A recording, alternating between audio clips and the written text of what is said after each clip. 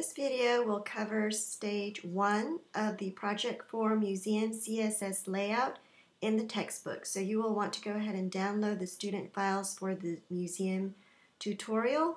And then we're going to set up a new site called Museum, which I've already done here. And you want to point to your local root folder. And then create a new HTML file.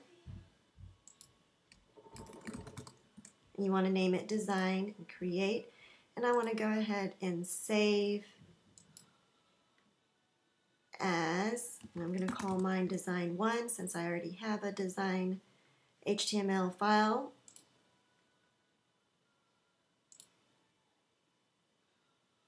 And then I want to open up my CSS Designer panel and under Sources, create a new CSS file and name that Museum Styles.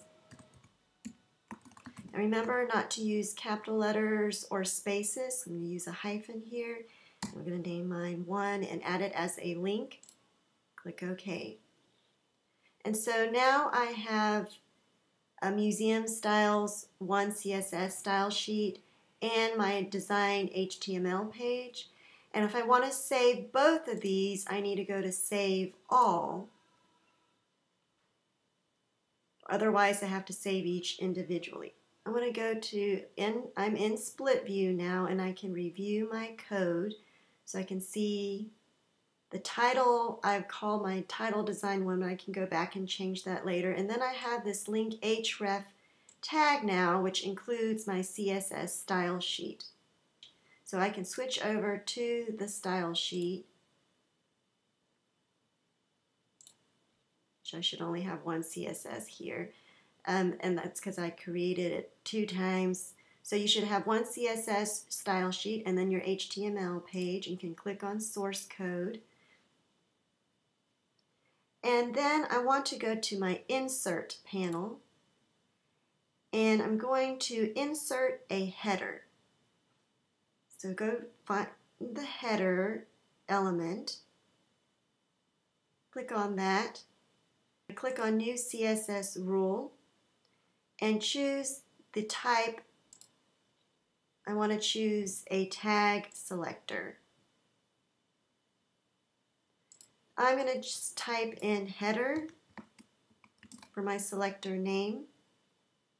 And down here under rule definition, now I want to choose my style sheet that I just created and then click on OK. Next, I've got some more options here. In the category, I want to select the background, and I'm going to type in the background color, where the colors usually always begin with the hashtag, and I'm going to select FFF, or the white color. And then under the width, under box, I want to type in 930 pixels, so I'm going to select a box width here. And then for the padding, I'm going to just keep the same for all checked on. So I'm going to keep the padding the same. And I'm going to type in 10 pixels for the padding all around. And then in the margin, I'm going to uncheck Save for All. And I'm going to give it a top margin of 0 pixels. And then for the left and right, I'm just going to select Auto. And that's the auto default will center it within the container. Go ahead and click on OK. Make sure you insert at the insertion point and click on OK. So now you see there is a header element at the top of the page. We can look at the code here. So now there's a header within the body and there's placeholder text here. And then if we want to save this, we can go to File, Save All. Now we're going to switch over. We can look at the design view where we can see that div element, that container, and then we can go to live view and we can actually see how it will appear on the browser. In live view, we want to go back to the insert panel, and now we want to select footer. And this time we're going to drag the footer below the header. So now when I see that green line under my header, I'm going to release the mouse, and now I have the footer underneath my header element. I'm going to click on Design View so I can see those two elements with the frame. And then back in CSS Designer, make sure I've got all selected. And then I want to select under All Sources my CSS style sheet. And I'm going to add a selector. So I'm going to click on the plus button to add a selector. And if you click on the up arrow, you can click up and down and it'll run through these tag selectors that you have available to you. So where it says body footer, I'm going to remove the body and just name it footer and hit return. So you see I've got now a header and a footer tag. And under my footer, I'm going to go to my properties, and I'm going to drag this up so we can see more, and click on the first icon here under layout. And I want to go to width, double click on width, and I'm going to select a percentage, so I'm going to select 100%. Make sure you have no spaces in between. So the percentage defines the element's width within the parent container. So 100% indicates that it's going to occupy the same horizontal width as the overall page. Now for the top and bottom margins, I'm going to select 10 pixels and hit return for the top and bottom. Now you can also use this scrubber. You can see that double-headed arrow is the scrubber. If you use the scrubber, you can move it to the right to increase. So I'm going to move it over till it reaches 10 pixels. And then I'm going to align the top. So the top and bottom is aligned to 10 pixels. And then I'm going to go to text. And under text, I want to go to the alignment and I want to text align center.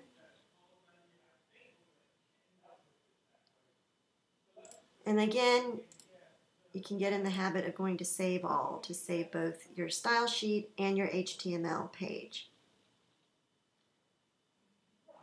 I'm going to go to live view and go back to my insert panel.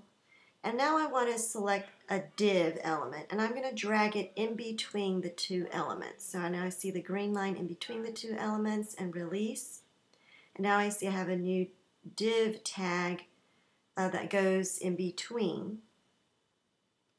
And you see this plus sign next to the div. You can add a class or ID selector here, so I'm going to click on that. And I want to assign a unique ID attribute to this element, and I'm going to type in the hashtag, and I'm going to call this page content.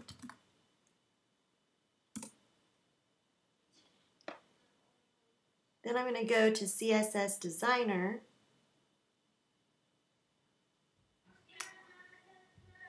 Make sure your CSS style sheet is selected. And I'm going to add the selector, so you can see here that it's automatically added, and I've got two, so I'm just going to delete one. So Dreamweaver usually will create that ID selector for you if you've typed it in here, so that's why I had two of them. And then we're going to select that ID selector page content, and you want to click on Show Set under Properties to see what properties you have given to that selector. So we haven't done anything yet. So then we want to bring my properties section up. And we want to go to layout under the page content here. Layout. And now I want to give it a width of 950 pixels. I'm going to select pixels and I'm going to type in 950. Hit return. So in this new div tag, we want to create this brown border on the top. So under the page content ID selector, we're going to select the border under properties and select that second top border.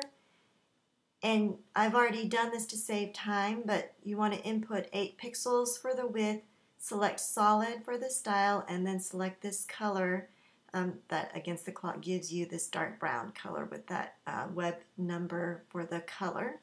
And then it should look like this. Then you want to create some more selectors, and we are going to create another element to insert into this header tag. So again, to save time, I've gone ahead and done this, but you want to add a nav selector, and I'm going to click on show set so you can see the properties. You want to set it to 200 pixels in the layout and give it a padding of 10 pixels all around. And then you want to create the sidebar ID selector with a width of 350 pixels and a minimum width of 200. A main copy ID selector with a width of 500 and a minimum width of 200 pixels, and then a right margin of 50 pixels, and you want to go ahead and enter 0 and return for the other margins, and then a padding of 20 pixels all around. We can look at the CSS code for the page content and all the other selectors here that we've created the styles for.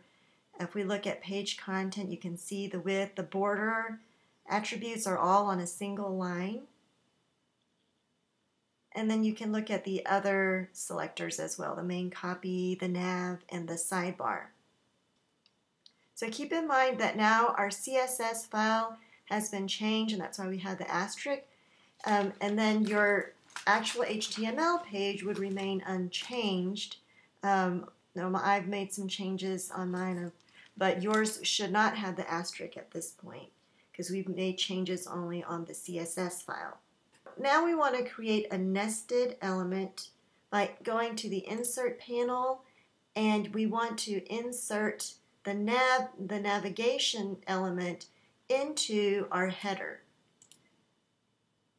And actually, I'm just going to drag the navigation right into the header element. When you see that blue border in the header element, just release. And now you have your nav tag inside your header tag, and you can switch to design view to see the frames. Once you've done that, then you can assign those selectors that you created. So I'm going to select the main copy ID to this new navigation element. I'm going to go back to live view, where it says nav, right next to it, click on the plus sign, and I'm going to type in the ID selector main copy and hit return. And now I'm going to open my DOM panel, and I'm going to drag that section, the nav with the main copy ID selector, onto the div element that has the ID selector of page content. So just drag that right on top to move that section into the div. Now I'm going to select that nested section element, and on the plus sign I'm going to select insert after. And now with div highlighted, I'm going to type in SEC and select section and hit return 2 times. I'm going to double click to the right of the section of the tag and type in the selector sidebar. Again, hit return twice. And then we can delete the placeholder text in the code in the page content div. Close this.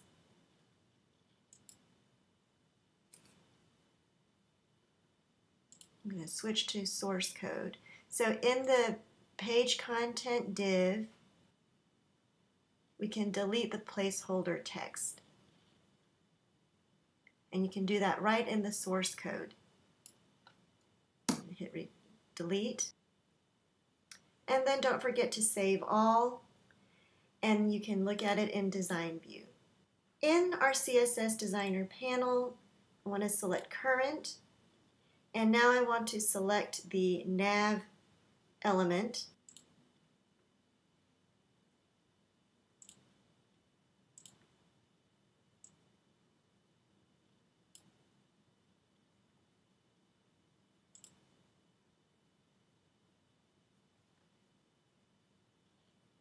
With the nav selector highlighted, I want to click on Show Set, and I want to give it the properties. I want to add a float property.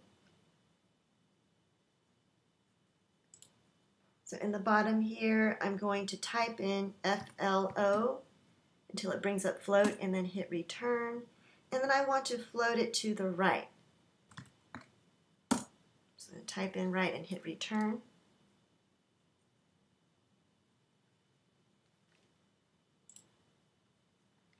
And now I can see my nav element is floated to the right.